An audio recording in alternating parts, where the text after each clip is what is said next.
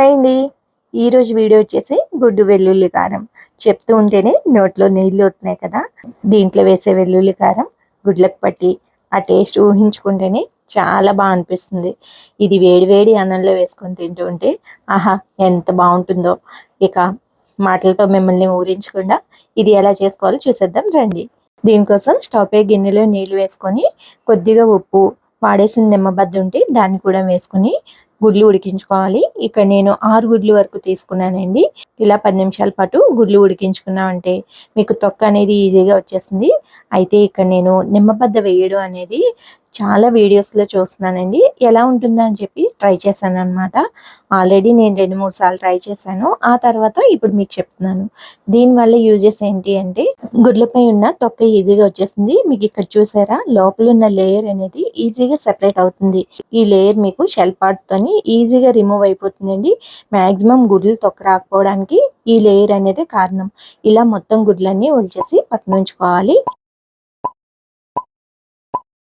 ఇక్కడ మీకు గిన్నె కూడా చూపిస్తున్నాను చూసారా.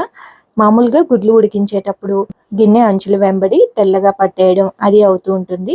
ఇలా నిమ్మబద్ద వేయడం వల్ల గిన్నె చుట్టూ అంచు అనేది తెల్లగా పట్టదు. ఈ గుడ్డు తొక్కలను చూస్తేనే మీకు అర్థమైపోయి ఉంటుంది గుడ్లు ఎంత ఈజీగా వచ్చేసాయి అనేది. అంతేకాకుండా మీకు గిన్నెని క్లీన్ చేసుకున్నప్పుడు కూడా షైనింగ్ గా ఉంటాయి. ఇలా ఈ నిమ్మబద్దతో యూజెస్ అయితే ఉన్నాయి. ఒకసారి మీరు కూడా ట్రై చేసి చూడండి. ఇప్పుడు ఈ గుడ్లకి నిలువుగా ఘాట్లు అయినా పెట్టుకోవచ్చు, లేదు ఈ విధంగా నిలువుగా అయినా కట్ చేసుకోవచ్చు. ఎలా చేసుకున్నా బాగుంటుందండి. నేను ఇక్కడ నిలువుగా కట్ చేస్తున్నాను. ఇలా మొత్తం అన్ని కట్ చేసుకున్న తర్వాత వీటిని కాస్త ఫ్రై చేసుకుందాం. దానికోసం ప్యాన్లోని కొద్దిగా బటర్ని కానీ నూనెని కానీ వేసి లైట్గా పసుపును వేసుకొని ఈ విధంగా గుడ్లను బోర్లించి పెట్టుకోవాలి. అదే మీరు గుడ్లకి ఘాట్లలో పెట్టుకుంటే బోర్లించిన అవసరం లేదండి, డైరెక్ట్గా ఫ్రై చేసుకోవచ్చు. ఇలా మొత్తం అన్ని వేసుకొని 2-3 నిమిషాల పాటు ఫ్రై చేసుకున్న తర్వాత మరొక వైపుకి ఫ్లిప్ చేసుకుంటే మీకు ఎల్లో పార్ట్ అనేది రిమూవ్ అవ్వకుండా ఉంటుంది. ఇలా ఫ్రై చేసుకున్న వాటిని పక్కన పెట్టేసుకొని స్టవ్ పై కడాయి పెట్టుకొని దాంట్లోని కొద్దిగా ఆయిల్ వేసుకోవాలి. ఇక్కడ నేను నాన్ స్టిక్ ప్యాన్ యూజ్ చేస్తున్నానండి. దానివల్ల ఆయిల్ కాస్త తక్కువగానే వేసుకుంటున్నాను. అదే మీరు స్టీల్ కడాయి కానీ ఐరన్ కడాయి కానీ యూజ్ చేసినట్లయితే కాస్త ఆయిల్ ఎక్కువగా వేసుకోండి. ఆయిల్ కాస్త హీట్ అయిన తర్వాత 3 మీడియం సైజ్ ఉల్లిపాయల్ని చాలా చిన్న తరుగులా తరుక్కోవాలండి. ఈ ఉల్లిపాయ ముక్కల్ని వేసుకొని వీటిని వేయించుకోవాలి. ఇవి వేగడానికి కాస్త సమయం పడుతుంది. ఇవి వేగే క్రమంలోని వెల్లుల్లి ముద్దను కూడా రెడీ చేసుకుందాం.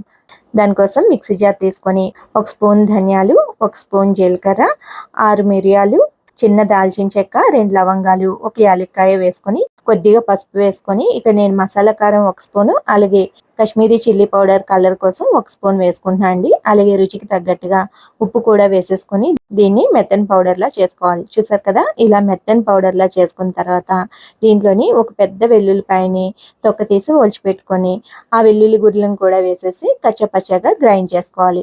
ఇలా గ్రైండ్ చేసుకున్న వెల్లుల్లి ముద్ద వేసుకుంటే చాలా టేస్టీగా ఉంటుంది.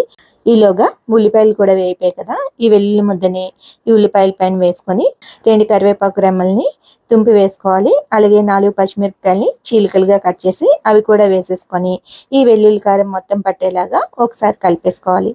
ఇలా మొత్తం వెల్లుల్లి కారం పట్టిన తర్వాత దీంట్లోని వేయించి పెట్టుకున్న గుడ్లను కూడా వేసేసి మొత్తం అంతా ఒకసారి కలిపేసి 2 నిమిషాల పాటు మూత పెట్టి ఉంచుకోవాలి. మీకు మరీ డ్రైగా అనిపిస్తే కొద్దిగా నీళ్ళని చిలకరించుకోండి.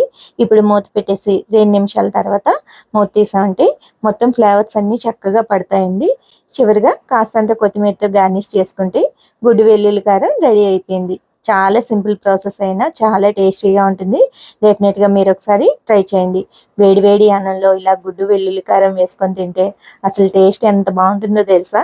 మీరు ట్రై చేసిన తర్వాత ఎలా వచ్చింది షేర్ చేసుకోవడం మర్చిపోకండి. అలాగే ఈ వీడియో మీకు నచ్చింది అనుకుంటే లైక్ చేయండి, మీ ఫ్రెండ్స్ అండ్ ఫ్యామిలీతో షేర్ చేసుకోండి. అలాగే ఛానల్లో వీడియోస్ మీకు నచ్చినట్లయితే ఛానల్ని సపోర్ట్ చేయండి. Thanks for watching.